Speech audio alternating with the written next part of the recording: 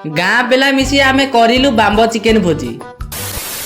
आज आमे पळी आसीजु भोजी करिया पे। 3-4 दिन हैला कथा हलुनी भोजी करिबा हेले ठीक टाइम मिलुनी। फाइनली आज भोजी होउची। पुणी दिन 2टा बेलकु आरंभ करा होउची। हाउ देखिबा केते टाइम लागुची औ। आमर बाम्बो चिकेन पई पियाज अदा रसुण सब मसला पके गोळा जालीची। अधा चिकेन रखीजु चिकेन झोल को भात खाइया पे।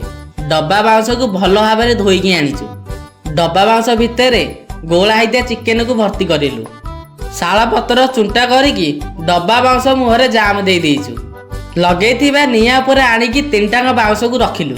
सान को बसई देइचु बाउंस पोड़िया पे। आम भोजी देखिया पे आम गाँव रु छोट झीटा आउची चाली चाली। आमर बाम्बो चिकेन भल भाबरे हेई गलानी। सबु चिकेन गोटे खली रे ढालिबा।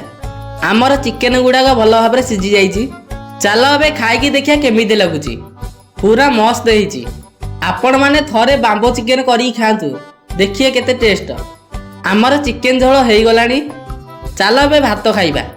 भात को चिकेन खाइला बेलकु संध्या हो गलानी। कारण आमे डेरी रे आसीथलु ना सेति लेट हैला। एमिति बाहर भोजी करी खाइबार मजा किछि अलगा।